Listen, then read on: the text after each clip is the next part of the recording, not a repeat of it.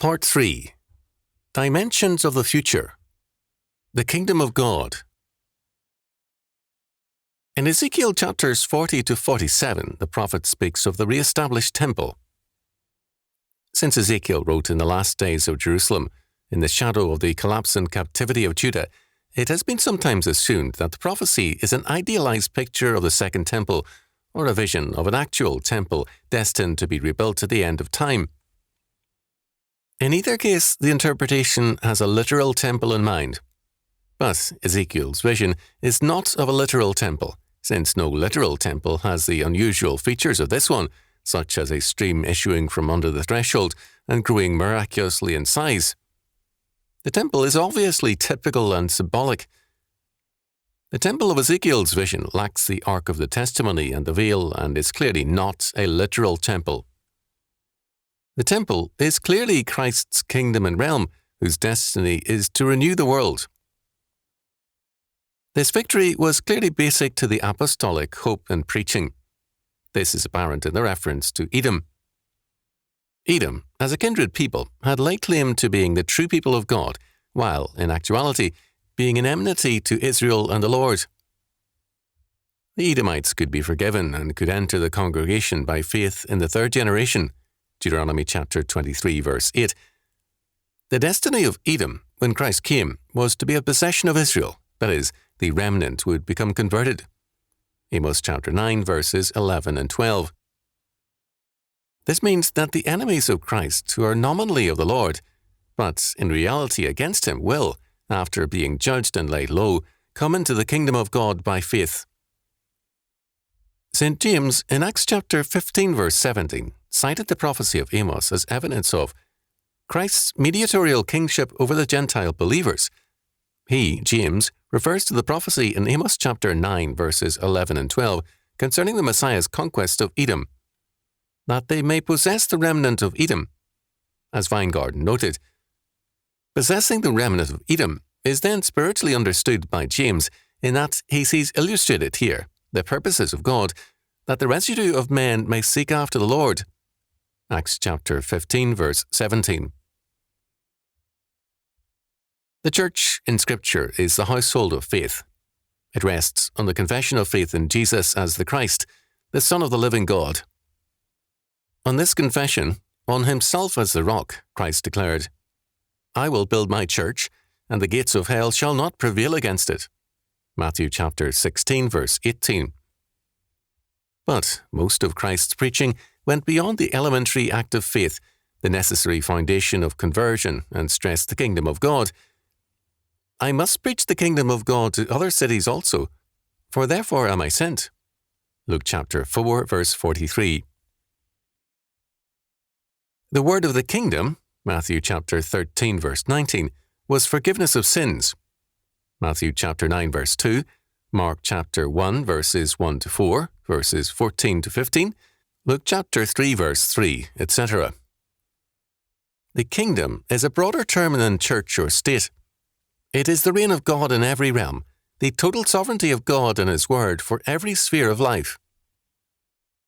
It is Christ's reign in judgment over His enemies, as well as His reign in peace and prosperity over His triumphant saints. The church is the instrument, the teacher and preacher, the messenger, and its message is clearly declared by Jesus Christ. "And this gospel of the kingdom shall be preached in all the world for a witness unto all nations." Matthew chapter 24, verse 14. In other words, whereas regeneration is the beginning of the kingdom as well as of the believer's membership in the church, the gospel is much broader. It is the whole counsel of God, the totality of His word for the kingdom. Apart from this fact, we cannot understand Revelation. To interpret this book in terms of the saints and their personal destiny, to read it in terms of the Hebrew peoples and their re-establishment, or to see it as the rapture of the people of God from history, is to miss the point of Revelation. Revelation chapters 1 to 3 obviously speaks to the churches to prepare them for their responsibilities to the Lord, to make their stand in the face of a hostile world.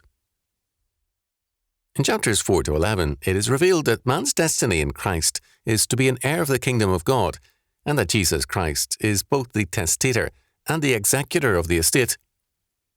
But the false heirs, the sons of Cain and people of Babylon, have seized the earth and declared themselves to be the true heirs. As a result, Jesus Christ institutes judgment against the false heirs to dispossess them of the earth and to give his people their inheritance. These 7 judgments are patterned after the 7 plagues against Egypt. The culmination is victory for Christ's kingdom. The kingdoms of this world are become the kingdoms of our Lord and of his Christ, and he shall reign for ever and ever. Revelation chapter 11, verse 15. Then, in chapters 12 to 20, this same fact is viewed from the perspective of the basic issue, the war between Christ and Satan. 2 kingdoms are at war, the kingdom of man, or Babylon the Great, and the kingdom of God, the New Jerusalem. The kingdom of man, or Babylon, seeks to establish a one-world order and a one-world religion. It seeks to enthrone man as God, to establish a total humanism in every sphere. In the battle that ensues, Babylon moves toward near triumph, but God brings catastrophe on Babylon in the form of a total economic collapse. The culmination of the battle is in 2 great banquets or communion tables: the wedding supper of the Lamb, that is, the triumph of God's kingdom, and the vulture's feast, the total destruction of Babylon. In chapters 21 and 22, the splendors of the New Jerusalem, God's kingdom, are described. The triumph is glorious in time, the totality of perfection and glory for all eternity. The church's cry in St. John's mouth is, "Even so, come Lord Jesus." And the conclusion declares, "The grace of our Lord Jesus Christ be with you all. Amen." Jesus is Christ Messiah, Lord God and Governor. When St. John cries, "Come Lord Jesus," he calls for the God King to come in judgment and in the prosperity of his restitution.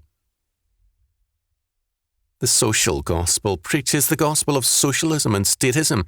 The pietistic and Arminian gospel preaches the gospel of withdrawal, retreat, and rapture.